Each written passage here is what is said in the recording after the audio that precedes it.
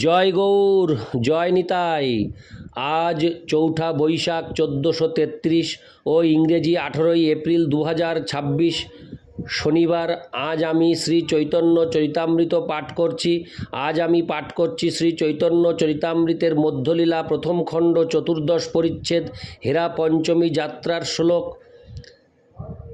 87 থেকে 107।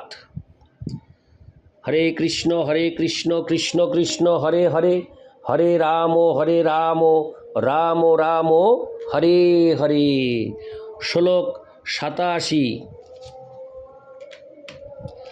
শুষ্ক তর্ক খলি খাইতে জন্ম গেল যার, তারে লীলামৃত পিয়াও এ কৃপা তোমার। শ্লোকার্থ: তর্ক সর্ষের খোলের মতো শুষ্ক, তা খেয়ে যার জীবন গেল তাকে তুমি লীলারূপ অমৃত পান করাও, এমনই তোমার কৃপা। ইতি শ্লোক 87। শ্লোক 88। হাসি মহাপ্রভু তবে অদ্বৈতে আনিল, জলের উপরে তারে শেষ শয্যা কইল। শ্লোকার্থ: শ্রীচৈতন্য মহাপ্রভু তখন মৃদু হেসে অদ্বৈত আচার্যকে ডেকে আনলেন এবং তাকে জলের উপর শেষ শয্যা করালেন। ইতি শ্লোক 88। শ্লোক 89।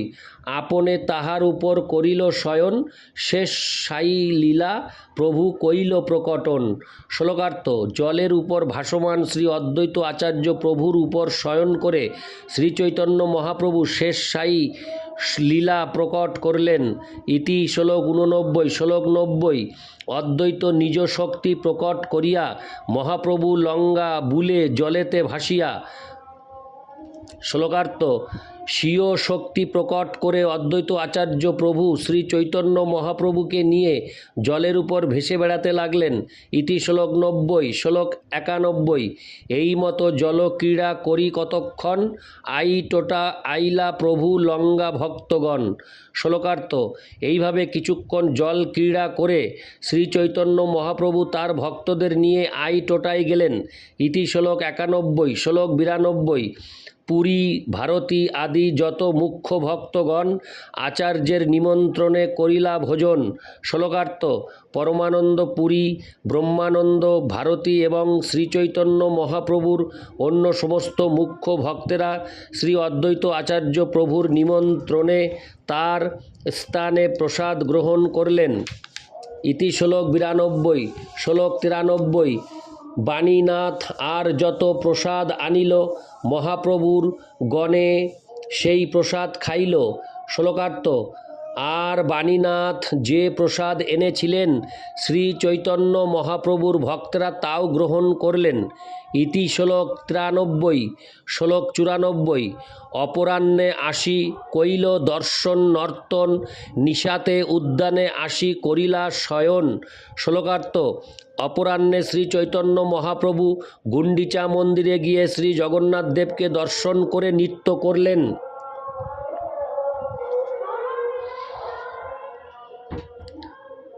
এবং রাত্রিবেলা উদ্যানে শয়ন করলেন। ইতি শ্লোক 94। শ্লোক 95। ইতি শ্লোক 94। শ্লোক 95। আর দিন আসি কইল ঈশ্বর দর্শন, প্রাঙ্গণে নৃত্য গীত কইল কতক্ষণ। শ্লোকার্থ: তার পরের দিন শ্রী চৈতন্য মহাপ্রভু গুন্ডিচা মন্দিরে গিয়ে শ্রী জগন্নাথ দেবকে দর্শন করলেন এবং মন্দির প্রাঙ্গণে কিছুক্ষণ নৃত্য গীত করলেন। ইতি শ্লোক 95। শ্লোক 96। ভক্তগণ সঙ্গে প্রভু উদ্যানে আসিয়া বৃন্দাবন বিহার করে ভক্তগণ লঙ্গা। শ্লোকার্থ: ভক্তদের সঙ্গে নিয়ে উদ্যানে গিয়ে শ্রী চৈতন্য মহাপ্রভু বৃন্দাবন লীলা বিহার করেছিলেন। তাৎপর্য: শিল ভক্তি সিদ্ধান্ত সরস্বতী ঠাকুর এই সূত্রে উল্লেখ করেছেন যে এই বৃন্দাবন বিহার পরকীয়া বাসে হরে কৃষ্ণ পরকীয়া রসে শ্রীকৃষ্ণের ব্রজ গোপিকাদের সঙ্গে লীলাবিলাস নয়।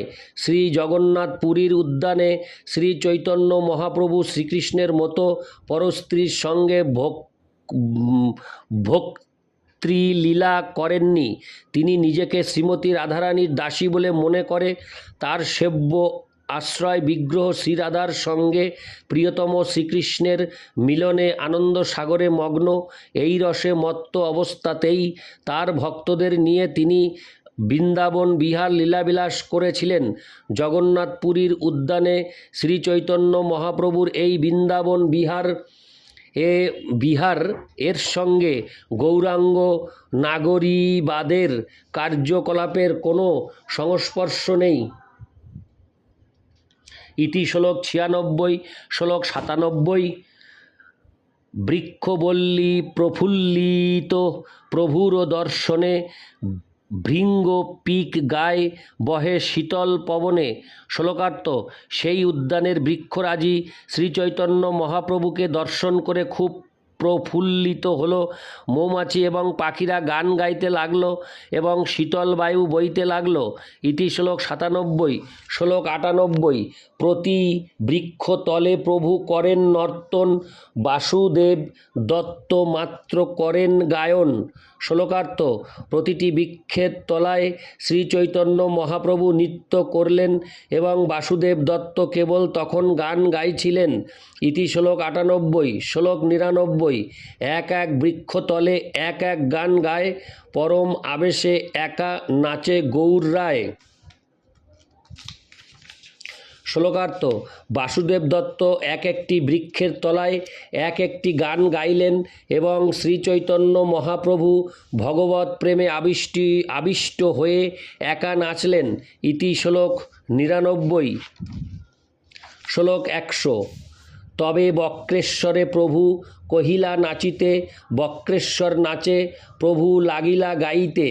শ্লোকার্থ: তারপর শ্রী চৈতন্য মহাপ্রভু বক্রেশ্বর পণ্ডিতকে নাচতে বললেন। বক্রেশ্বর পণ্ডিত যখন নাচতে লাগলেন তখন তিনি গান গাইতে শুরু করলেন। ইতি শ্লোক 100, শ্লোক 101।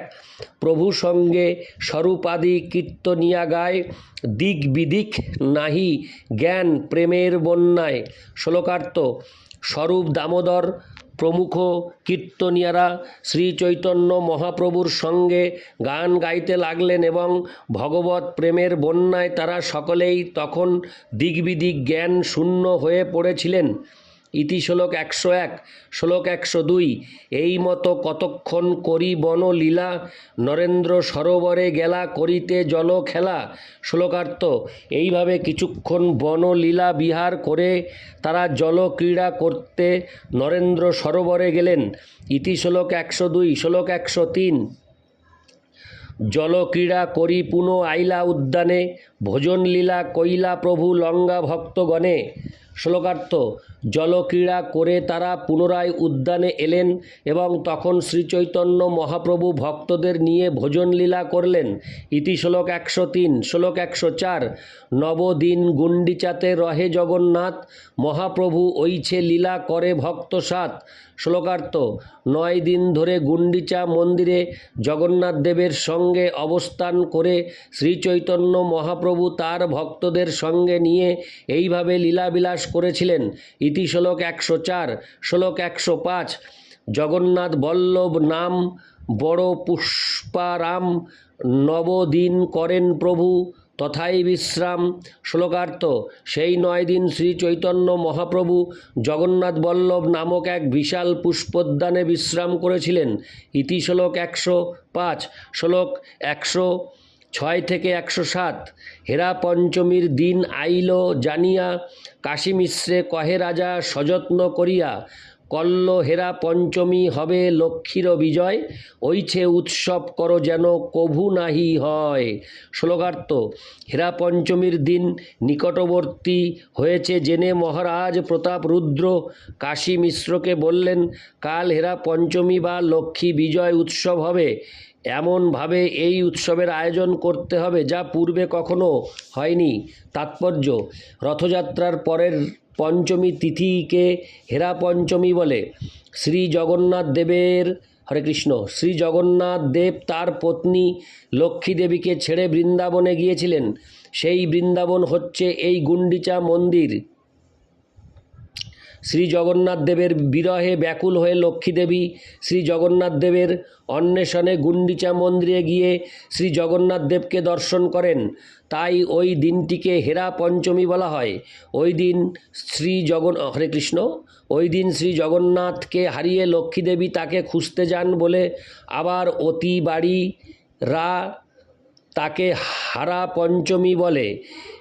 হেরা শব্দটির অর্থ হচ্ছে দর্শন করা, এবং লক্ষ্মী দেবী পঞ্চমী তিথিতে শ্রী জগন্নাথ দেবকে দর্শন করতে গিয়েছিলেন বলে তাকে হেরা পঞ্চমী বলা হয়।